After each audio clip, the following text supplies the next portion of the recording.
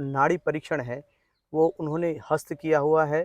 नाड़ी परीक्षण कैसे करवाया जाता है? भारत में 4 कोने में 4 प्रकार में नाड़ी अलग अलग चलता है। तीनों उंगली से पकड़ के उसके शब्द से आपका बीमारी के बारे में बात करने वाला चीज़ है, मनोनाड़ी बोल के एक चीज़ है। तो क्या बच्चे से लेके बूढ़े तक सबकी नाड़ी चेक की जा सकती है? तो माँ को देख के हमें बच्चा के शरीर अवस्था क्या है, उनके ब्रेन के प्रॉब्लम कैसा है, उनका हार्ट के प्रॉब्लम कैसा है, उनके ये वेट कैसा है, वो सब समझना है। तो कहाँ देख कब देख रहे हैं? प्रेग्नेंट में, गर्भावस्था में देख रहे हैं। तो नाड़ी देखने के लिए कितना समय लगता है गुरुजी?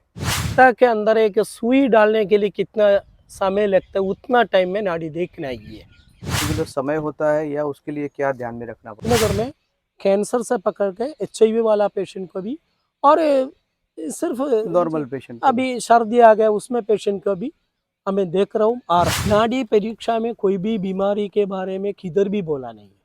कई बार ऐसा होता है कि कोई पेशेंट आपके पास आया, उसको बहुत गंभीर बीमारी है, जैसे हृदय रोग, कैंसर, ऐसा कोई बीमारी है? देखो कुछ नहीं है उसमें, आप चिंता मत करो, ये तो वायु का है। वायु का है, दवा भी ले लेगा, बीमारी जाएगा, आप स्वस्थ भी हो जाएगा। पेशेंट को बताइए ये तो बीमारी ही नहीं है, आप क्यों में ऐसा कर रहे हैं, उसे सोचना नहीं, छोड़ो। देहांत होने के टाइम वो ऊपर माड़ी में बैठा था, उन्होंने बोला मेरे को गार्डन में जाके बैठना है। मैं हूं विनोद गज्जर और आप देख रहे हैं एग्रीटेक एक्सपर्ट। आज का अपना विषय है आयुर्वेद नाड़ी परीक्षण के बारे में। तो आज हम आ गए हैं गांधीनगर के पेथापुर में श्री स्वामीनारायण अगस्त आयुष केंद्र। यहाँ पर जो लाड़ परंपरा की जो चिकित्सा पद्धति है, उस पद्धति से चिकित्सा हो रही है। और उसमें जो मुख्य व्यक्ति है वो है KT शिवानंद जी वैद्य जी, जिसे हम गुरु जी के नाम से भी बुलाते हैं। तो उनके यहाँ पे एक कैंप चल रहा है, वो बच्चों को, अपने स्टूडेंट को सिखा रहे हैं नाड़ी परीक्षण के बारे में। और गुरुजी से भी कुछ बातें करेंगे और जानेंगे नाड़ी परीक्षण होता क्या है और उसके बारे में डिटेल से डिस्कस करेंगे। तो आइए शुरुआत करते हैं नाड़ी परीक्षण के सब्जेक्ट को लेकर। दोस्तों नमस्ते। आज हम एक बहुत गहन विषय पर चर्चा करने जा रहे हैं। हमारे साथ में उपस्थित है पूज्य श्री KT शिवानंद जी, जो कि बहुत बड़े वैद्य हैं। लाड़ परंपरा इनकी है, वहाँ के जो नाड़ी परीक्षण है वो उन्होंने हस्त किया हुआ है। तो नाड़ी परीक्षण क्या होता है, नाड़ी परीक्षण कैसे करवाया जाता है, ये विद्या जो है कितने साल पुरानी है, ये विद्या क्या आप भी हस्तगत कर सकते हैं, उसके पूरे जो सवालात है, पूरी जो जानकारी है वो हम वैद्य जी से जानेंगे। तो वैद्य जी नमस्कार, हमारी चैनल एग्रीटेक एक्सपर्ट में आपका स्वागत है। आज हमारा सब्जेक्ट रहेगा नाड़ी परीक्षण। हालांकि आप नाड़ी परीक्षण के बहुत प्रसिद्ध वैद्य हैं, मैंने आपका नाम काफ़ी सालों से सुना है, आपकी सेवा भी मैं ले चुका हूं। तो मैंने सोचा कि आप जो इतना पवित्र काम कर रहे हैं, लोक कल्याण का काम कर रहे हैं, वो जो आपका जो काम है या इसकी जो सेवा है और इसके जो परिणाम है वो लोगों को मिले और लोगों का जीवन सुखाकारी रूप बने रहे। इसके लिए हम आपसे थोड़े कुछ सवाल पूछेंगे नाड़ी परीक्षण के बारे में, लोगों को जानकारी मिले इसलिए। तो सबसे पहले हम ये जानना चाहते हैं कि नाड़ी परीक्षण होता क्या है और कितने साल पुरानी ये विद्या है? इसके काल के बारे में अभी बोलने के नहीं हो सकते, क्यों? भारत के भारतीय पारंपरिक चिकित्सा पद्धति कब से शुरू हो गया, उसमें नाड़ी विज्ञान है। क्यों? भारत में 4 कोने में 4 प्रकार में नाड़ी अलग अलग चलता है। एक मशाई नाड़ी बोल के अपना पश्चिम बंगाल में चल रहे हैं, और गुजरात में सूर्य नाड़ी, चंद्र नाड़ी बोल के दोनों हाथ देके चल रहे हैं। और दक्षिण में रावण नाड़ी और अगस्त नाड़ी बोल के वो भी 2 पार्ट चल रहे हैं। श्रीलंका में रावण नाड़ी है और अपना भारत में, दक्षिण भारत में ये अगस्त नाड़ी है। अगस्त नाड़ी में भी 2 पार्ट है, एक अंगूठ देके और ज्योतिष के तरफ कुछ उनका इलाज देख रहे हैं, उसमें ट्रीटमेंट नहीं है। अभी उनका एक हस्त नाड़ी अथवा तीनों उंगली से पकड़ के उसके शब्द से आपका बीमारी के बारे में बात करने वाला चीज़ है, मनोनाड़ी बोल के एक चीज़ है, वो हमारा परंपरा में अभी चल रहा हो। ओके, तो आपकी जो नाड़ी परंपरा है उसको हम क्या नाम से बुला सकते हैं? अगस्त नाड़ी परंपरा? अगस्त नाड़ी परंपरा है। तो ये नाड़ी परंपरा में नाड़ी में देखने में होता क्या है, किस तरह से नाड़ी देखी जाती है बेसिकली बात करें तो, और मतलब क्या बच्चे से लेके बूढ़े तक सबकी नाड़ी चेक की जा सकती है, या वो किस तरह से आप देखते हैं परीक्षण का वो क्या प्रक्रिया क्या होती है उसकी? बच्चे से लेके बुढ़ा तक वो बात सही नहीं है। नहीं है। क्यों? एक लड़की अभी प्रेग्नेंट हो गया, ओके। उस समय से अभी 120 साल के वृद्ध हो गया, उस समय तक रीडिंग ले सकते हैं। तो मतलब जब एक आदमी पुख्त हो जाता है, ऐसा बोल सकते हैं कि पुख्त होने के बाद में उसकी नाड़ी सही तरह से पकड़ी जाती है, या तो उसका परीक्षण किया जा सकता है। वही मैं बोला, क्या ये एक व्यक्ति माँ के पिताजी के घर से आके माँ के घर पे कब पहुंचेगा, हाँ हाँ, उस टाइम से उस टाइम से क्यों माँ को देख के हमें बच्चा के शरीर अवस्था क्या है, उनके ब्रेन के प्रॉब्लम कैसा है, उनका हार्ट के प्रॉब्लम कैसा है, उनके ये वेट कैसा है, वो सब समझना है। तो कहाँ कब देख रहे हैं? प्रेग्नेंट में, गर्भावस्था में देख रहे हैं। तो दोस्तों ये जो सोनोग्राफी की बात कर रहे हैं, हाँ। तो जो सोनोग्राफी देख रहा है आजकल, वही चीज नाड़ी परीक्षण भी कर सकता है। मतलब गुरुजी का ये कहना है कि बच्चे का जब एक गर्भ जब क्रिएट होता है, गर्भ रूप धारण करता है, तब से जब से उसकी नाड़ी धड़कने लगती है, तब से जाके उसके अंत काल तक वो नाड़ी को 100 साल रहेगा, 80 साल रहेगा, वो कुछ मालूम नहीं।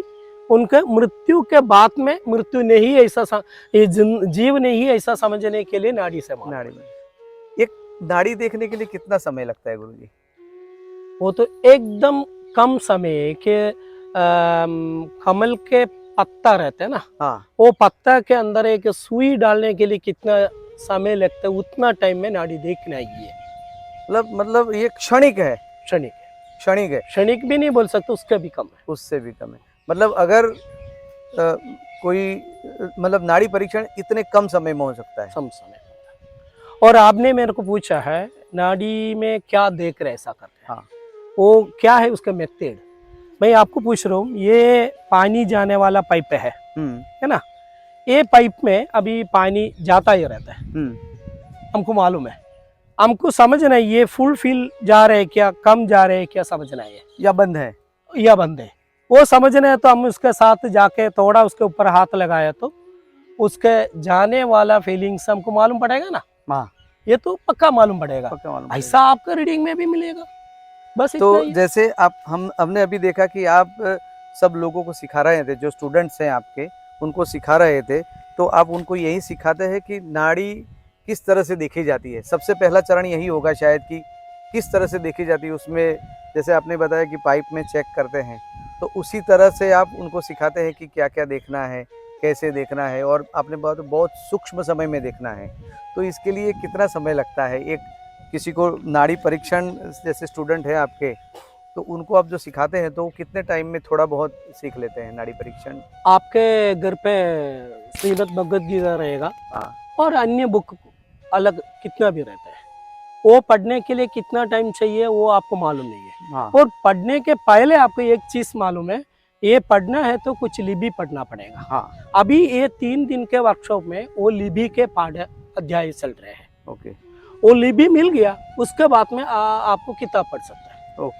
पहले लिपि के बिना आपको किताब नहीं पढ़ सकते क्या? नहीं पढ़ सकते। नहीं हो सकता है। अक्षर पहले विद्या करना पड़ेगा। अक्षर मिला तो उसके बाद में आपको बिल्कुल मतलब जो बेसिक सिखा रहा है वो बेसिक से लेके वो कहीं भी जा सकता है। ये 3 दिन में इधर वर्कशॉप हो जाएगा। आप कहाँ पकड़ना चाहिए, कैसा पकड़ना चाहिए, कितना प्रेशर देना चाहिए। आप हाथ में पकड़ रहे तो सभी बोल रहे उंगट के नीचे इधर पकड़ो, ये एक अंगूठ के नीचे इधर पकड़ने को बोला, मैं इधर पकड़ दिया, मैं इधर पकड़ दिया, ये अंगूठ के नीचे है ना। ऐसा नहीं है। ये पर्टिकुलर इसके लिए एक परफेक्ट पॉइंट है। हर एक व्यक्ति के ऊपर भी वो अलग अलग पॉइंट है। वो पॉइंट में आपके 3 उंगली आ गया तो आपको आवाज मिलेगा। भाई आपको बोल रहे हो ये पाइप में पानी जा रहा है, इधर बहुत सारा पाइप है, आप ये पाइप में देखे नहीं पानी नहीं जा रहे बोला तो कैसा रहेगा? अब बाजू वाला पाइप में पानी जा रहे है ना, उधर ही हाथ रखना पड़ेगा ना। उसी तरफ हमें इसको क्लियर जगह के बारे में, और कैसा उधर से आवाज मिला तो वो आवाज से और क्या सोच सकते हैं, बिल्कुल, बिल्कुल।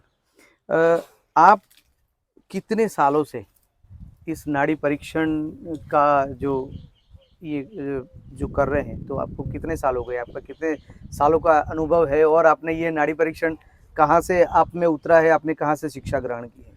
मेरे को मेरा उम्र के बारे में इतना परफेक्ट ज्ञान नहीं है, और मेरा रिकॉर्डिकल 57 है, ओके, रिकॉर्डिकल। और इसमें मेरे को एक मालूम है, मेरा 5 साल में अथवा स्कूल में मैं एक क्लास में गया, उसके बाद में मेरे को मेरा दादी माँ के पास छोड़ा है। छोड़ा है। मेरे को पहले यूनिवर्सिटी में मेरा पिताजी ने उधर एडमिशन दिया। मेरा यूनिवर्सिटी के नाम है उलगी दिरमा, मेरा दादी माँ का नाम है उलगी दिरमा। ओह! आपकी दादी माँ आपकी यूनिवर्सिटी है। उधर से मैं आज तक पढ़ रहा हूँ। ओह! मतलब ये तो संगीत के जैसा हो गया गुरुजी कि संगीत को भी ऐसा बोलते हैं कि संगीत कभी मतलब उसका एंड नहीं हो सकता, किसी को ये नहीं बोल सकता कि इसको संगीत आ गया ऐसा, क्योंकि संगीत एक साधना है और वो जितनी करते जाते हैं उतने डीप में चले जाते हैं। तो क्या नाड़ी परीक्षण के बारे में भी ये बोल सकते हैं? अभी संगीत के बात बोला, उसके लिए मैं एक एग्जाम्पल बोल रहा हूँ। हमें क्लास में लेने वाला एक एग्जाम्पल है वीणा। वीणा। वीणा मालूम है ना? हाँ, वीणा, वीणा। वीणा। वीणा के अभी हमें हाथ ऐसा प्रेशर करके इधर हमें झनझनाना उंगली करना। से करने के साथ ये करने में आपको आवाज कैसे अलग अलग मिल रहे हैं, संगीत के शब्द बार मिल रहे हैं, उसी तरफ हम एक पेशेंट के हाथ के ऊपर एक पर्टिकुलर प्रेशर दे रहे हैं। वो प्रेशर देने के टाइम उसका अंदर से जाने वाले वेव में रहने वाला एनर्जी कैसा किस तरफ पासिंग हो रहे हैं, वो देख के हम उससे हमें पेशेंट को आपका बीमारी यही है, आपके लेफ्ट पैर में दुख रहे है, राइट कान में दुख रहे है, आपका मलद्वार के साइड में घाट है, आपके किडनी में ऐसा ही है, वैसा ही है, ऐसा बोलने के लिए कारण वही है। अथवा गर्भावस्था में रहने वाले बच्चे को अभी उनका कैसा है और उनका टाइम कैसा है, वो सब कुछ उनका डिलीवरी के समय तक बोलना पड़ेगा। मैं यही अहमदाबाद में मैं बोला हुआ टाइम में गर्भ देके बोला हुआ टाइम में उनका गर्भ पे वो डिलीवरी हो गया, वो भी हो गया। अभी घर पे डिलीवरी नहीं करना ऐसा बोल रहा हूँ, वो क्या है मेरे को मालूम है क्यों। गर्भ और डिलीवरी प्रसव बोला तो वो नेचुरल है, उसमें किसी के भी हाथ के जरूरत नहीं है। उसी तरफ करने के लिए हमें ये नाड़ी में यूज किया है, इधर भी किया है। क्या बात। तो ये नाड़ी अगर कोई दिखाना चाहता है, मतलब कोई नाड़ी वैद्य से नाड़ी परीक्षण कराना चाहता है, तो उसका कोई पर्टिकुलर समय होता है या उसके लिए क्या ध्यान में रखना पड़ता है? जैसे आपके पास में अगर कोई आते हैं नाड़ी परीक्षण के लिए, तो आप कौन से समय पे उनको बुलाते हैं और उसके लिए क्या कंडीशन होनी चाहिए? आप गाड़ी यूज कर, यस, अभी गाड़ी में आया, हाँ, वो गाड़ी के बोनेट के ऊपर हाथ लगाए तो कैसा रहेगा? गर्म हो रहेगा। गर्म रहेगा। कल रात को गाड़ी आप छत में रखा है, छाया में रखा है, अभी सुबह सुबह जाके उसका ऊपर हाथ लगाए तो कैसा रहेगा? ठंडा रहेगा। ठंडा रहेगा। शायद गर्म है तो है? शायद गर्म है तो मैं सोचना पड़ेगा। उसी तरफ हर एक इंसान का भी बॉडी के वर्क से, बॉडी अग्नि के स्वरूप में आंतरिक अग्नि के काम देने के पहले, उस कारण से मैं हर एक जगह में भी 5:30 से 9:30 के बीच में भूखा पेट में पेशेंट को आने के बोल रहे हैं। उसका मेथड यही है, एक गाड़ी गर्म होने के पहले उसके बोनेट में हाथ लगाना है, और लगाने के बाद में ठंडा है अच्छा है देखे, उधर गर्मी है तो हमें समझ रहे हैं ये गाड़ी कोई चोरी करके लेके आया है, नहीं ये तो कुछ इसका मिशन गर्म नहीं जा रहा है, वर्कशॉप में लेके जाना है। ये इसी तरफ इसमें हमें समझ सकते हैं, मतलब उसके मूल स्वरूप में उसको देखना है। मिल सकता मूल मूल स्वरूप में देखा तो आपको आपके भाषा में आप बोला नहीं ये स्कैनिंग ईसीजी सब उसी तरफ मालूम पड़ेगा। बाद में अभी दोपहर का टाइम हो गया, अब आके हाथ लगाया तो आप कितना बात किया है, कितना भोजन किया है, कहाँ कहाँ गया है, भूखा पेट रहेगा, कुछ भी रहेगा, ये सब में भी आपको अग्नि बढ़ा हुआ है। वो अग्नि बढ़ने के बाद में आपका रीडिंग बराबर नहीं आएगा। तो जैसे पैथोलॉजी लैब में जाते हैं तो वो बोलते हैं भूखा रहो, भूखे पेट आओ, या यूसी या सोनोग्राफी कराते हैं तो बोले ब्लेडर फुल कर लो। तो इसी तरह से दोस्तों नाड़ी परीक्षण में भी आपको भूखे पेट रहना ज़रूरी है और सुबह 5:30 बजे से लेके 8-9 बजे तक अगर आपने नाड़ी चेक करवाई तो आपका परीक्षण, आपका जो रिजल्ट है वो अच्छा मिलता है। गुरुजी ऐसा माना गया है या मैंने सुना है कि रोग को काबू में करने के लिए सबसे पहले उसका परीक्षण अगर आपको मिल गया या तो पता चल गया कि क्या रोग है, तो उसको फिर ट्रीटमेंट करना आसान हो जाता है। तो नाड़ी परीक्षण में भी क्या ऐसा है कि एक बार अगर आपको सही में नाड़ी मिल गई या पता चल गया कि इसको ये रोग है, तब जाके आपका उपचार ईज़ी हो जाता है।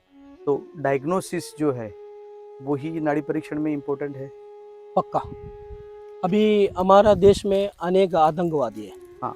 और हर एक आतंकवादी के पास भी रहने वाला उनका क्या वेपन। वेपन अलग अलग रहता है। किसी के पास चाकू रहता है, किसी के पास बॉम्ब रहता है, किसी के पास दूसरा कुछ गन रहता है, हाँ। AK-47 ऐसा कुछ रहता है। इसी तरफ अपना बॉडी भी एक शरीर देश ऐसा समझा तो उसको झगड़ा करने के लिए बाहर से आया हुआ कुछ आतंकवादी, वो आतंकवादी के पास क्या है हमें समझ गया, ऐसा है तो हमको उसी तरफ उनसे फाइट कर सकते हैं। बिल्कुल, फाइट बिल्कुल। करने के लिए उनका शरीर को हमें परिणाम कर सकता है। उसके पास इधर- चाकू है और हमने उसको गोली मार दी हाँ। तो गलत हो जाएगा, या तो उसके पास गोली और हमने चाकू लगा दिया तो हम नाकामयाब हो जाएंगे। बिल्कुल, उसके लिए वो समझ गया तो वो क्या, इनके शरीर के ऊपर फाइटिंग चल रहा है, वो फाइटिंग को हमें उनके पास क्या है उसी तरफ समझ गया तो वो फाइटिंग करने के लिए कौन सा रास्ता से फाइटिंग करके उनका जीव रक्षा करना चाहिए वो अंदर अंदर हो जाएगा। उसके लिए दवा निर्णय करने के लिए 100% और बीमारी क्या है वो समझना जरूरी है। मैंने आपके शिष्यों से सुना है कि आपने पिछले कई सालों से अपना जीवन क्रम बना लिया है या प्रण लिया है कि रोगी मेरे पास आए उससे अच्छा है, या तो मेरा प्रण है कि मैं रोगी के पास जाऊँ। उसके बारे में आप बताइए कि आप कितना ट्रैवल करते हैं पूरे महीने में या साल भर में, और लोगों की सेवा करने के लिए आप कहाँ-कहाँ पे अपने ये जो सेवा कार्य है या तो जो आपकी विद्या है उसका लाभ दे रहे हैं लोगों को? मेरा परंपरा लाड़ परंपरा बोलता है। लाड़ परंपरा में अभी बहुत लोग नहीं गए, तो उसमें मेरे को परंपरागत अभी मेरा परंपरा को रखना है, मेरा विषय है। मेरा घर से कोई पढ़ने के नहीं आया अभी तक, और अभी पढ़ रहे हो बाहर के कोई कोई लोग मेरा शिष्य है, उनके लिए मैं ट्रीटमेंट तो ये साधना करता ही रहता है। उस टाइम उनको पढ़ना है तो उनको कैसा पेशेंट को मिलना है उसी तरफ पेशेंट को लेके पास लेके जाना पड़ता है। उसके लिए मैं मेरा स्टूडेंट्स को ऐसा पेशेंट के साथ सामने लेके जा रहा है। मैं इलाज करने वाला, मैं देखने वाला, मैं समझने वाला, वो सब चीज़ उन्होंने दृष्टि से देख के समझना पड़ेगा। क्यों मैं एक ही जगह में अकेला बैठा तो कभी भी ये अपना वर्ल्ड में रहने वाला सभी पेशेंट, सभी बीमारी के एक एक पेशेंट को नहीं मिलेगा। उसके लिए अभी मैं गांधीनगर में कैंसर से पकड़ के HIV वाला पेशेंट को भी, और सिर्फ नॉर्मल पेशेंट अभी सर्दी आ गया उसमें पेशेंट को भी हमें देख रहा हूँ, आ रहा हूँ। इसका सबका भी दवा है हमारा पास है, मैजिक के मशीन है ऐसा नहीं बोल रहा मैं। इसमें हमें देख के उनको कुछ इलाज करने के लिए अपना पास रास्ता है। बस ये 100% इसमें ही हो जाएगा ऐसा नहीं बोला मैं बोल रहा हूँ हमारा पास एक रास्ता है, वो रास्ता से गया तो हमें सही जगह में पहुंच सकते।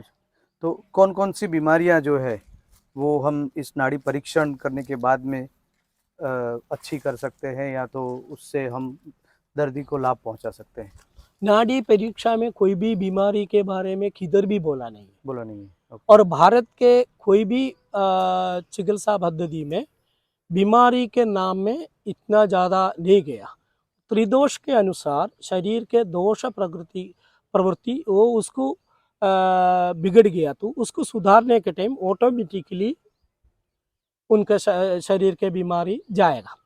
अभी एग्जाम्पल मेरे को अभी कैंसर है ऐसा समझो, मेरे को कैंसर है, आपने मेरा ऊपर नाड़ी परीक्षण कर रहे हैं, आपको मालूम पड़ा है मेरा पित्त कफ के वजह से मेरे को कैंसर आ गया है, और पित्त कफ को सुधारने के लिए ऑटोमेटिकली काम किया तो मेरा कैंसर सुधारेगा। सुधारेगा। उसका मतलब कैंसर के दवा है ऐसा बोलने के नहीं हो सकता। नहीं, ऐसा है तो कैंसर के ट्रीटमेंट मेरे पास नहीं, ऐसा भी नहीं बोल नहीं सकता। बोल सकते। कैंसर के ट्रीटमेंट करेगा पूछा तो, और रीडिंग देखा उस हिसाब में हो सकते तो करेगा। ये उत्तर।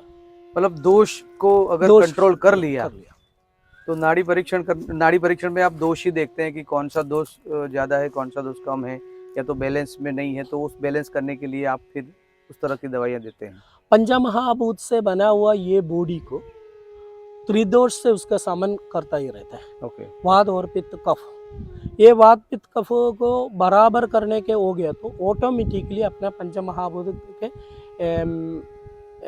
एनालिसिस बराबर ही रहेगा। बराबर है। उस वो बराबर हो गया तो ऑटोमेटिकली बीमारी को हट जाएगा। वो बीमारी के नाम पर नहीं है, और दोष को खाली दोष पे समान करना है, दोष को कंट्रोल करना है। कंट्रोल करना। अभी हमारे पास एक बर्तन है, वो गला गंदा हो गया, ऐसा तो बर्तन साफ करना तो हमें अच्छा से धो के क्लीन करना है। उसका मतलब बर्तन को हमें कट करके देना नहीं है। हाँ। वो धोना ही है। धो लिया तो बर्तन क्लियर हो जाएगा। उसी तरफ हमें अपना एक घर को कैसा साफ सफाई कर रहा है, उसी तरफ शरीर को साफ सफाई करके क्लियर कर रहा है। क्लियर कर दिया तो ऑटोमेटिकली बीमारी जाएगा। बिल्कुल बिल्कुल बिल्कुल। बीमारी के ट्रीटमेंट नहीं, और बॉडी के ट्रीटमेंट। आप अभी गुजरात में कहाँ पे आपकी सेवाएं दे रहे हैं, कौन कौन सी जगह पे? गुजरात में गांधीनगर, पेतापुर और राजकोट, और अपना अहमदाबाद और वडोदरा, और सूरत बारडोली, इतना जगह में गुजरात में है। गुजरात में बाहर दिल्ली में है, और गोवा में 2 जगह में जा रहा हूँ, और केरल में 5 जगह में जा रहा हूँ। केरल और दिल्ली और गुजरात मेरा, केरल और ये सब जगह में भी एकदम छोटा टाइम में दिल्ली में जा रहा हूँ। क्या दिल्ली में मेरे को लग रहा है 5 साल ऐसा कुछ हो गया रहेगा। बाकी सभी जगह में भी मेरा जर्नी कम से कम 2008 से शुरू हुआ।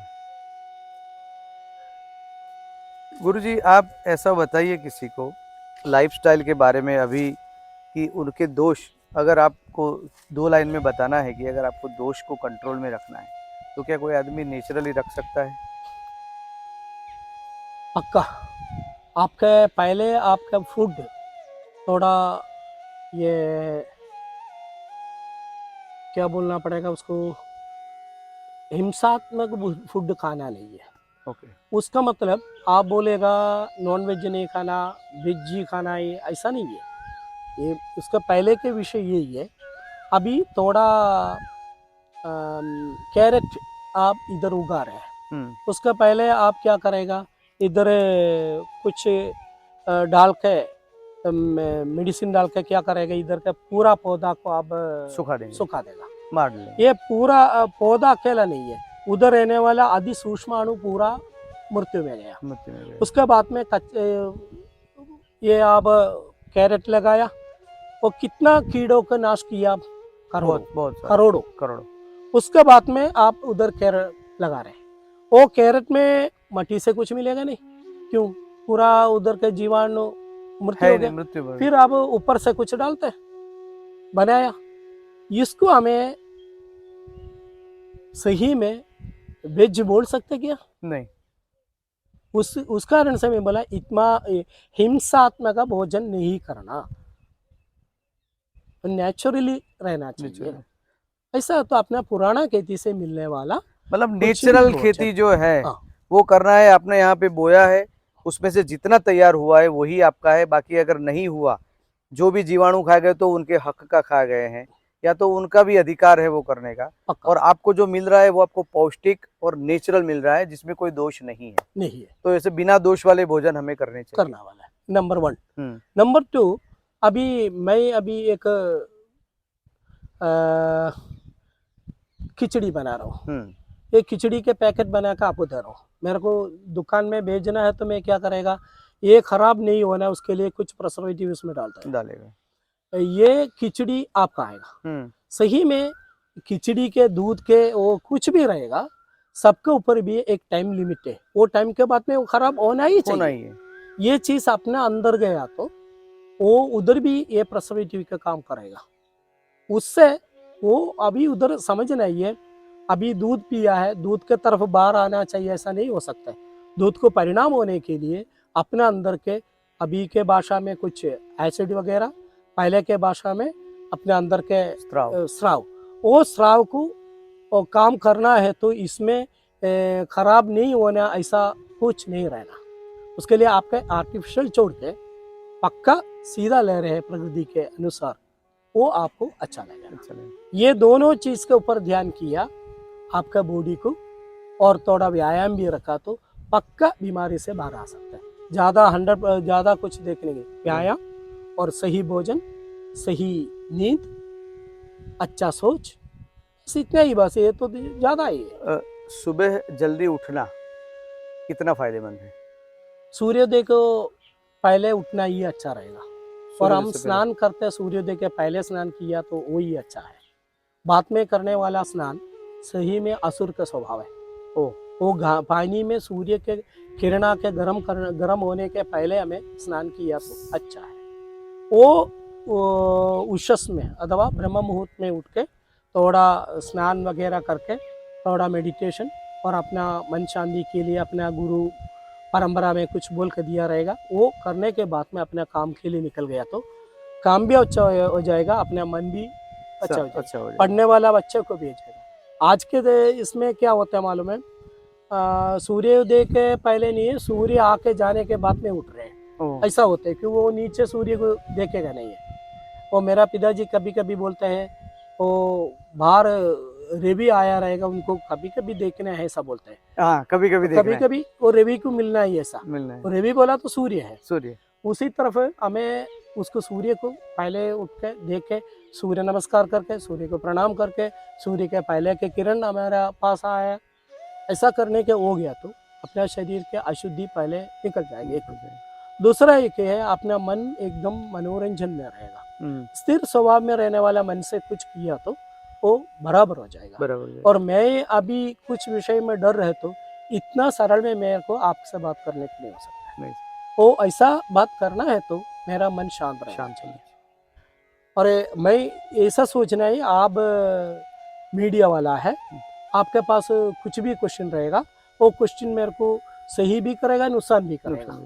ये कोई भी क्वेश्चन आया तो भी मैं उसको जवाब देने के लिए मैं तैयार ही हूँ।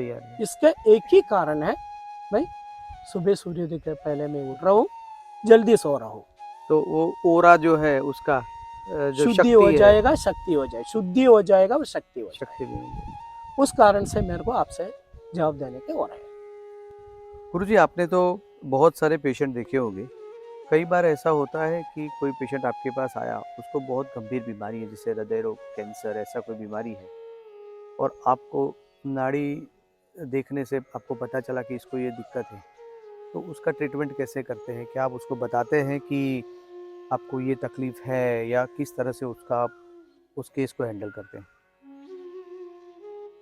अभी हमारा आजू बाजू देखने में मृत्यु, हम सब भगवान से प्रार्थना कर रहे हैं जनन मरण दुख से मेरे को उसमें से मुक्त कर, जनन मरण दुख से मुक्त दो। क्यों मरण दुख? क्यों? हमें एक ही चीज हमारा पास है, जन्म हो गया तो 100% मिलने वाला एक चीज मृत्यु अकेला है। बाकी सब अच्छा लड़की को मिलेगा, शादी के लिए अच्छा माँ को मिलेगा, पिता मिलेगा, गुरु मिलेगा, वो कुछ हमें बोलने के नहीं हो सकता है, वो समय के अनुसार चलता है। ये तो मृत्यु 100% मिल जाएगा, फिर भी हमें उसके ऊपर भय हो रहे हैं। हाँ। अभी मेरे पास कोई एक हार्ट अटैक के पेशेंट आया, मैं उनको नाड़ी देखा, हार्ट अटैक ऐसा समझ गया। उनको समझाने के लिए मैं बोल रहा हूँ आपका हृदय, ये चेस्ट के लेफ्ट साइड में, चेस्ट हृदय का बात नहीं बोलेगा, चेस्ट के लेफ्ट साइड में इधर मसल के इधर पेन होता है और इधर पेन होता है, और अंदर सुई से कुछ मार ऐसा होता है, और कभी कभी आपको पसीना आता है, ऐसा करके वो बीमारी के नाम नहीं बोलेगा, उससे अलावा लक्षण उनको बता दिया। भाई सपोज आपसे मैं बोल रहा हूँ आपका ऐसा ऐसा लक्षण हो रहे हैं, सही है क्या? हाँ। आप मेरे को पूछ सके कि हृदय के कुछ नहीं है, उसमें आप चिंता मत करिए, ये तो वायु का है, वो सिंबल कर दिया। फिर मैं मुंह से सिंबल किया, हाथ से दवा थोड़ा स्ट्रॉन्ग कर दिया, दवा दे दिया। फिर आपके साथ आया कोई भैया है तो उनको मैं आराम से बता रहे, देखो भैया थोड़ा उनको ध्यान में रखो, उनको बोलना नहीं।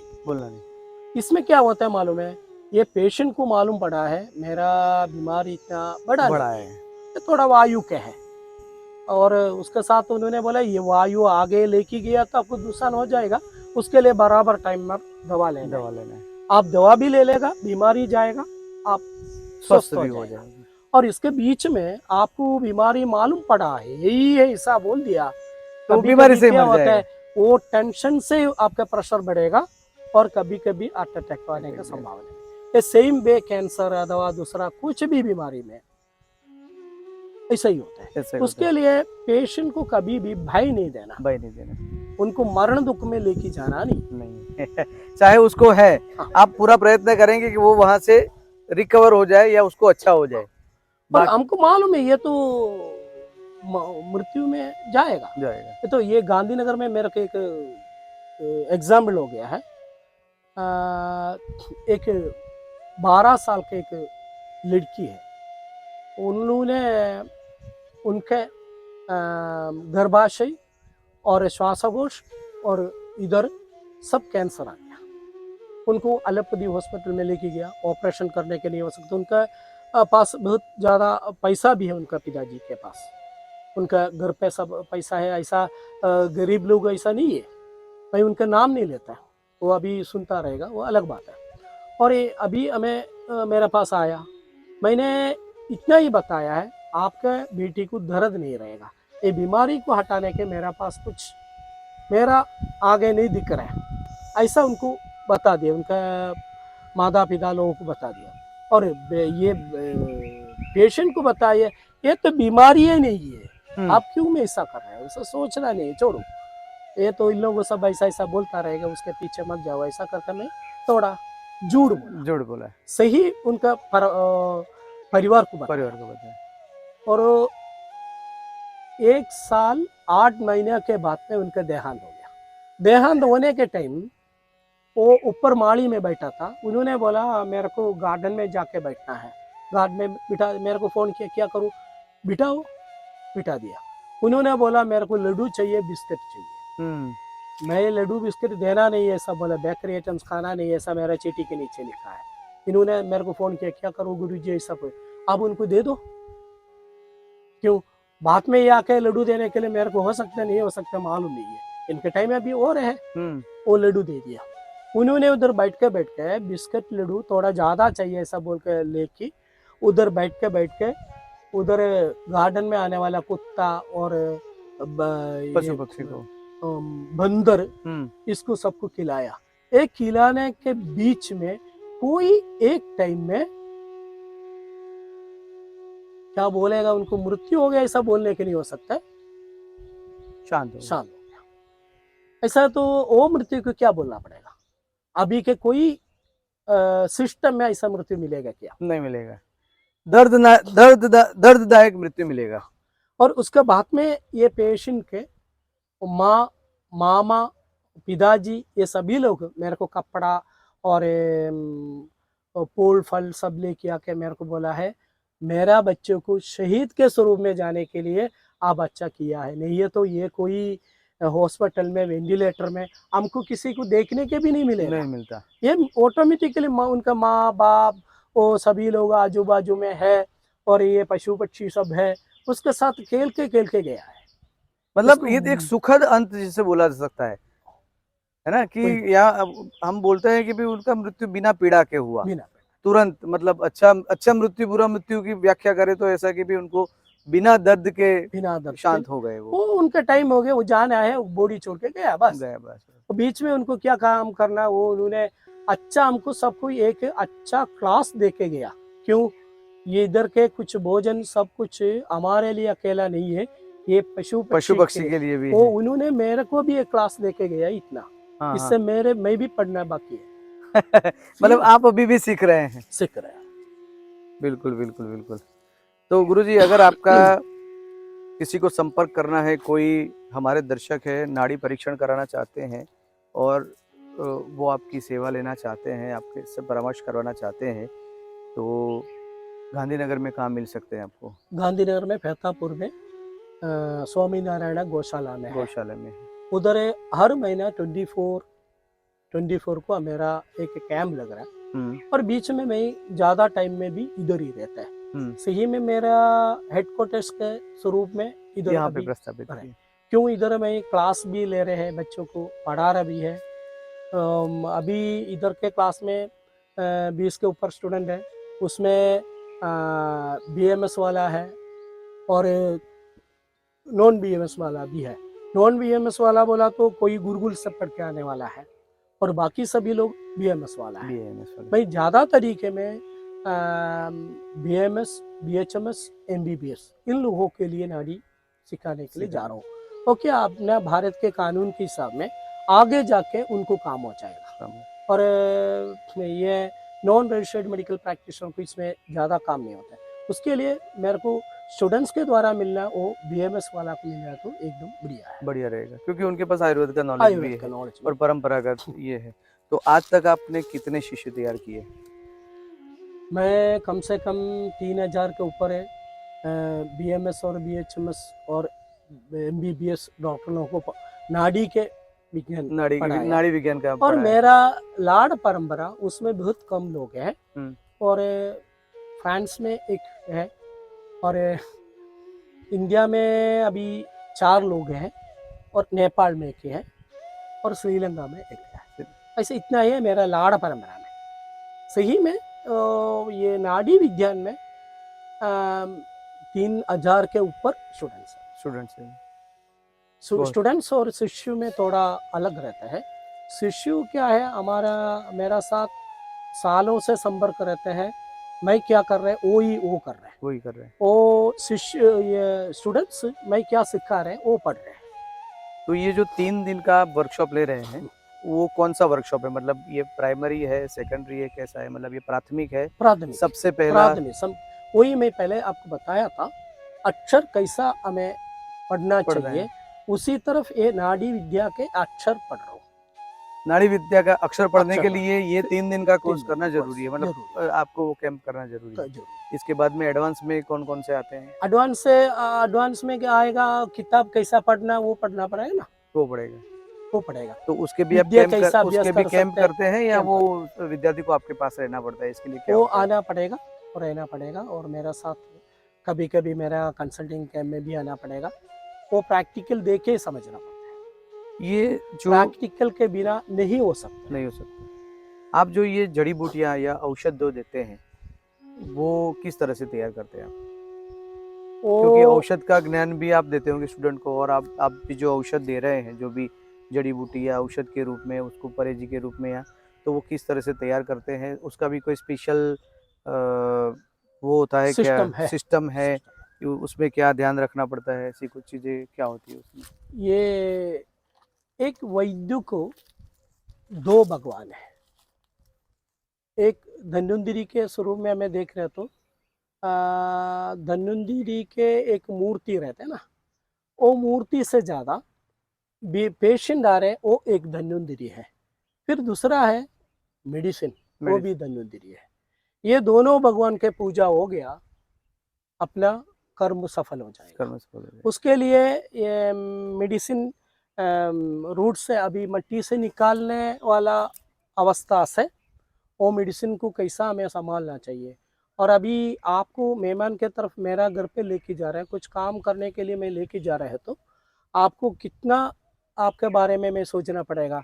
आपका ट्रैवलिंग एक्सपेंस लेना पड़ेगा, आपको रहने के और सोने के सब व्यवस्था भी करना पड़ेगा। उसी तरफ ये सभी व्यवस्था मेडिसिन के लिए करना पड़ता है उसके है, क्योंकि हमारा तरफ वो भी जीवन है, उसके जीव नाश नहीं होना, उसका जीव रख के ही हमें उनको यूज करना है। उसी तरफ दवा कैसा हमें निकाल सकते हैं, कैसा यूज कर सकते हैं, उसके लिए क्या मंत्र करना चाहिए, उसको कैसा संस्कार करना चाहिए। इधर शुद्धि के शब्द छोड़ो, संस्कार है, ऐसा संस्कार करके उसको लेना पड़ेगा। उसके आत्मशक्ति को रख के ही हमें दूसरा पेशेंट को दिया तो काम हो जाएगा। काम हो जाएगा, बिल्कुल। नहीं मतलब है वो तो वो जीवंत, उसका जो रस बोलते हैं वो जीवंत रहना चाहिए। रहना चाहिए, क्यों पंचमहाभूत तत्व से ही हमारा बॉडी निर्मित हो गया। ये भी पंचमहाभूत तत्व है। उसके पंचमहाभूत तत्व में कौन सा तत्व ज्यादा चाहिए, उसके लिए क्या दवा चाहिए, वही दे रहा है। ऐसा तो वो तत्व नाश नहीं होना। उसी तरह आपको इतने समझो, आपके पास दूध पड़ा है, अच्छा है, दूध चूल्हा में रखा है, कोई देखा नहीं है, थोड़ा ज्यादा दूध उबल हो गया। गया और जल गया, फिर वो दूध पीने में मजा नहीं होएगा। वो दूध पिया तो शायद आपको वांदी भी हो सकता हाँ, है। दूध अच्छा है ना, फिर कैसा वांदी होता है? खराब ये हो तो गया खराब हो इसलिए। गया। ऐसा खराब नहीं करना, उसके लिए क्या क्या संस्कार करना चाहिए, वो कैसा करना चाहिए। इसको चैपागम और कैपागम ऐसा बोलते हैं। चैपागम बोला तो करने वाला अवस्था, कैपागम बोला तो उसका मेजरमेंट। ये दोनों बराबर समझ गया तो अपना स्टूडेंट्स को अच्छा मालूम पड़ेगा कैसा करना है। ये हम अपना साथ रहने वाला मेरे शिष्यों को पक्का मैं सिखाते, ऐसा नहीं बोल सकते, उससे कर रहे हैं, करवा रहे। उसके लिए ऑटोमेटिकली वो सिखाएगा। क्यों, मैं ऐसा ही पढ़ा हुआ है। मेरा दादी माँ ने बोला कि वो जाड़ लेके आया, उसको कूटो, वो दो लिया, वो ऐसा करो, कर दिया, फिर कूट लिया, उसको रस निकाल दिया, उसके नाक में डाल दिया। मैं फिर बाद में देख रहा हूँ कि मेरा दादी माँ बोला, मैं कर दिया, और पूरा कफ बाहर निकाला। नस्यम कैसा करना चाहिए, ये कौन सा पेशेंट है और कौन सा दवा लेना चाहिए, कितना मात्रा चाहिए, ये सब कुछ उधर रिसर्चिंग हो गया। उसके लिए मेरा शिष्यों को क्या है, कोई भी मेडिसिन करने के टाइम उसके रिसर्च पहले हो गया है। रिसर्च हो गया उसका। हो गया तो क्यों, उन्होंने किया ना ये सब। हाँ, उनको पूरा प्रैक्टिकल नॉलेज ट्रांसफर हो गया। हमारा माँ कैसा भोजन बना के हमको दे रहा हूँ, क्यों वो भोजन में विष है क्या नहीं है, क्या उनको डरना कि नहीं, क्यों उनको मालूम है इसमें मैं नमक डाला, टमाटर डाला, मिर्ची डाला, ऐसा उनको मालूम है, इसके ऐसा ही रहेगा, वो उधर गया तो ऐसा ही है, उसके टेंशन के बात नहीं। इसी तरफ पेशेंट को कैसा संभालना है वो हमारे शिष्य को पढ़ा वो तो आपका देख के उनको प्रैक्टिकल नॉलेज ट्रांसफर हो रहा है। तो दोस्तों बहुत काफ़ी अच्छा नॉलेज हमें केटी शिवानंद जी वैद्य जी से मिला है। बहुत गहरा विषय है, आधे घंटे पौने घंटे में बात नहीं हो सकती है, लेकिन अगर आप चाहते हैं कि आप भी नाड़ी परीक्षण करवाना चाहते हैं और इसके बारे में अपनी आप सेवा लेना चाहते हैं या चिकित्सा करवाना चाहते हैं, तो गांधीनगर पिथापुर में श्री स्वामीनारायण अगस्त आयुष केंद्र का लाभ ले सकते हैं, उनका कांटेक्ट कर सकते हैं। और अगर आपको ये एपिसोड अच्छा लगा, ये वीडियो अच्छा लगा है, तो लाइक, कमेंट और सब्सक्राइब कर दीजिएगा। वैद्य जी आपका बहुत बहुत धन्यवाद, आपने आपका कीमती समय हमको दिया और हमारे दर्शकों को ये नॉलेज दिया। होपफुली आपका नॉलेज अब काफ़ी लोगों को काम में आएगा और लोगों को ये एक नई दिशा भी मिलेगी नाड़ी चिकित्सा की। तो दोस्तों बने रहिए हमारे साथ और इस वीडियो को लाइक शेयर जरूर करिएगा। Thank you very much. तो गुरुजी आप कुछ बता रहे थे पादुका और दंड के बारे में। ये कोई सामान्य दंड नहीं है, विशिष्ट दंड है, तो दंड के बारे में जरा बताइए कि आपने पूछा मेरा परंपरा के बारे में। हाँ, मेरा लाड़ परंपरा बोलते हैं, मच्छे मुनि से आने वाला है। अगस्त्य ऋषि के शिष्य है मच्छे मुनि। ओके, वो मच्छे मुनि के परंपरा है हमारा। वो हमारा मंदिर अथवा उपासना मूर्ति बोला तो उज्जैन महाकाल है। उज्जैन महाकाल, हाँ। और हमें ये